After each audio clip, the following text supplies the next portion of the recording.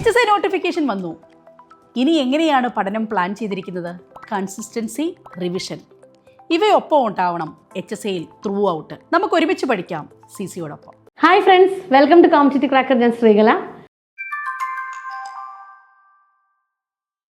High court assistant എക്സാമിന്റെ short list വന്നു അല്ലേ? ഉദ്യോഗാർത്ഥികൾ എല്ലാവരും അറിഞ്ഞൊരു കാര്യമാണ്. കഴിഞ്ഞ പ്രാവശ്യം ഏകദേശം 400-നും 600-നും ഇടയ്ക്ക് കുട്ടികളാണ് ടോട്ടൽ ലിസ്റ്റിൽ ഉണ്ടായിരുന്നതെങ്കിൽ ഇപ്രാവശ്യം മെയിൻ ലിസ്റ്റിലെ ഉദ്യോഗാർത്ഥികളുടെ എണ്ണം 250 ആയിട്ട് ചുരുങ്ങിയിട്ടുണ്ട്.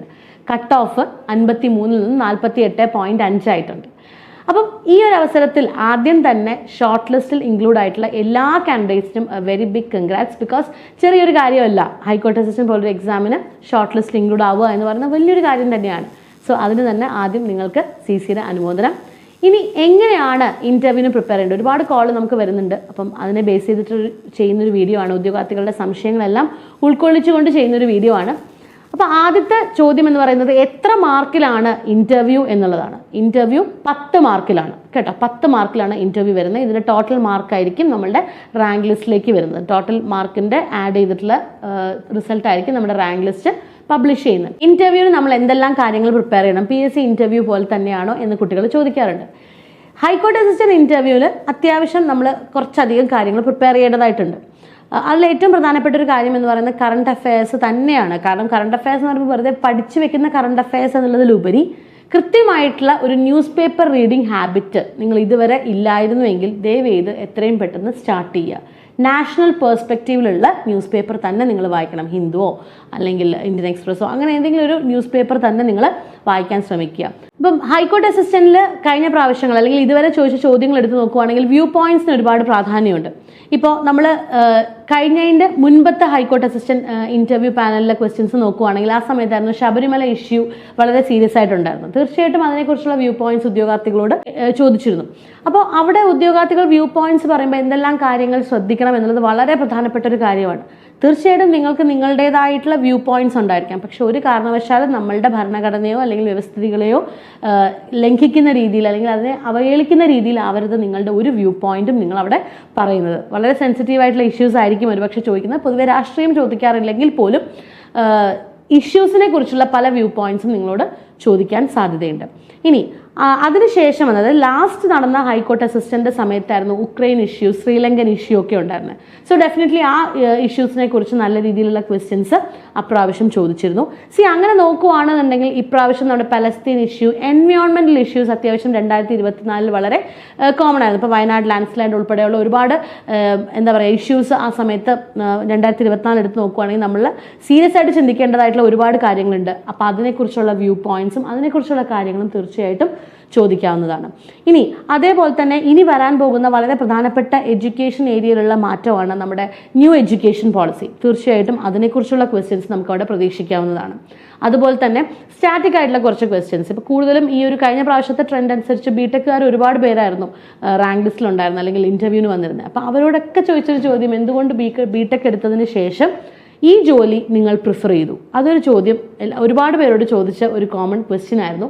അതേപോലെ തന്നെ ചോദിച്ച മറ്റൊരു ചോദ്യം, ഇപ്പോൾ ബാങ്ക് ഉദ്യോഗസ്ഥർ അല്ലെങ്കിൽ പല ജോലികളിൽ നിന്നും റിസൈൻ ചെയ്ത് വന്ന കാൻഡിഡേറ്റ്സ് ഉണ്ടായിരുന്നു. സോ അവരോട് ചോദിച്ചു, എന്തുകൊണ്ടാണ് നിങ്ങൾ റിസൈൻ ചെയ്ത് ഇങ്ങോട്ട് വരുന്നത്? ഇവിടെ എല്ലാവർക്കും ഒരേ ഉത്തരം പറഞ്ഞു തരാ എന്നുള്ളതിനേക്കാൾ ഉപരി നിങ്ങൾ പറയുന്ന ഉത്തരം കൃത്യമായിട്ട് പോളിഷ്ഡ് ആയിരിക്കണം, അതുപോലെ സത്യസന്ധവുമായിരിക്കണം, ജെനുവിൻ ആയിട്ടുള്ള ആൻസർ ആയിരിക്കണം, എന്നാൽ പോളിഷ്ഡുമായിരിക്കണം. അപ്പോൾ ഈ രീതിയിലുള്ള ചോദ്യങ്ങളാണ് കൂടുതലും ഇൻ്റർവ്യൂവിന് ചോദിക്കുക. കാരണം ഒരു പരീക്ഷയിൽ നിങ്ങൾക്ക് എന്തറിയാം എന്നുള്ളത് അവർ കൃത്യമായിട്ട് മെഷർ ചെയ്തതിൻ്റെ ഫലമായിട്ടാണ് നിങ്ങളിപ്പോൾ ആ ഇൻ്റർവ്യൂ ഡെസ്കിലിരിക്കുന്നത്.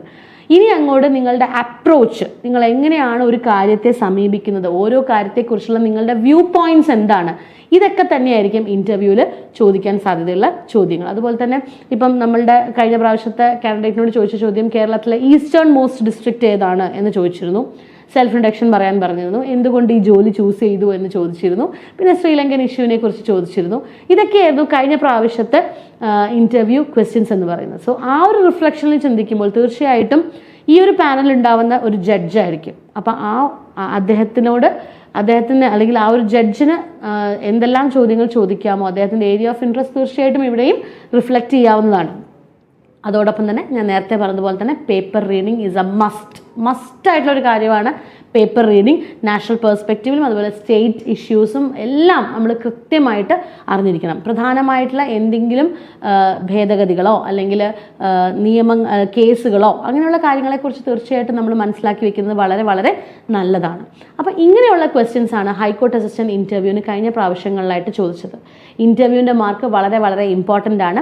അതോടൊപ്പം തന്നെ മറ്റൊരു പ്രധാനപ്പെട്ട കൺസേൺ എന്ന് പറയുന്നത് നമ്മുടെ ബോഡി ലാംഗ്വേജ് തന്നെയാണ്. ഒരു ഇൻ്റർവ്യൂവിന് നമ്മൾ പോയി ഇരിക്കുമ്പോൾ അവിടെ നമ്മുടെ ബോഡി ലാംഗ്വേജിന് ഒരുപാട് പ്രാധാന്യമുണ്ട്. സോ ആ ഒരു കാര്യം നമ്മൾ കൃത്യമായിട്ട് നോട്ടീസ് ചെയ്യണം. കാരണം നമ്മളിരിക്കുന്നത് വളരെ എക്സ്പീരിയൻസ്ഡ് ആയിട്ടുള്ളൊരു ജഡ്ജിൻ്റെ മുന്നിലാണ്. സോ ഡെഫിനറ്റ്ലി നമ്മൾ ജെന്യുവിൻ ആയിരിക്കണം. അതോടൊപ്പം തന്നെ നമ്മൾ കൃത്യമായിട്ടായിരിക്കണം നമ്മുടെ വാക്കുകളിലൂടെയും നമ്മുടെ ബോഡിയിലൂടെയും ഒക്കെ കമ്മ്യൂണിക്കേറ്റ് ചെയ്യേണ്ടത്. സോ ഇങ്ങനെയുള്ള കാര്യങ്ങൾ നിങ്ങൾ തീർച്ചയായിട്ടും ഓർത്തു വെച്ചുകൊണ്ട് വേണം ഇനിയുള്ള ദിവസങ്ങൾ പ്രിപ്പയർ ചെയ്യാനായിട്ട്. അടുത്തൊരു പ്രധാനപ്പെട്ട ചോദ്യം എന്ന് പറയുന്നത് എന്നായിരിക്കും ഹൈക്കോർട്ട് അസിസ്റ്റന്റ് ഇൻ്റർവ്യൂ എന്നുള്ളതാണ്.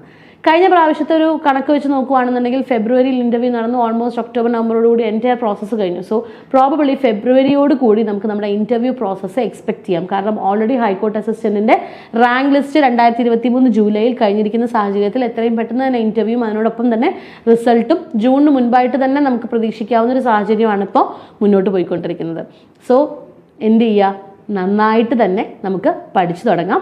ഹൈക്കോർട്ട് അസിസ്റ്റന്റ് കഴിഞ്ഞ രണ്ട് പ്രാവശ്യത്തെ പോലെയും ഇപ്രാവശ്യവും നമ്മുടെ ഹൈക്കോർട്ട് അസിസ്റ്റന്റ് ഇൻ്റർവ്യൂ ബാച്ച് നമ്മുടെ ഉദ്യോഗാർത്ഥികൾക്ക് തീർച്ചയായിട്ടും നമുക്ക് ഇൻ്റർവ്യൂ സപ്പോർട്ട് കൊടുക്കണം. കാരണം ഒരുപാട് കുട്ടികൾ മെയിൻ ലിസ്റ്റിലും ഷോർട്ട് ലിസ്റ്റിലും ഒക്കെ ഉണ്ട്. സോ അവർക്ക് നമുക്കൊരു ഇൻ്റർവ്യൂ സപ്പോർട്ട് കൊടുക്കണം. തീർച്ചയായിട്ടും പുറത്തുനിന്നുള്ള കുട്ടികൾക്കും ഈ ഒരു അവസരം ഉപയോഗിക്കാവുന്നതാണ്.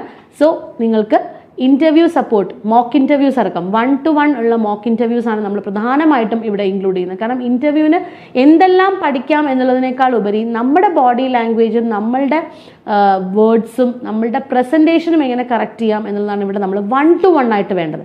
സോ ഹൈക്കോർട്ട് അസിസ്റ്റൻ്റ് ഒരു 1-to-1 ഇൻ്റർവ്യൂ സെഷൻ ഉൾപ്പെടെ ഉള്ള എല്ലാ കാര്യങ്ങളും, നിങ്ങൾക്ക് വേണ്ട റീഡിംഗ് മെറ്റീരിയൽസ് അടക്കമുള്ള എല്ലാ കാര്യങ്ങളും, ഗൈഡ് ലൈൻസ് അടക്കം നമ്മളുടെ ഇൻ്റർവ്യൂ സപ്പോർട്ട് ബാച്ചിൽ നമ്മൾ പ്രൊവൈഡ് ചെയ്യുന്നുണ്ട്.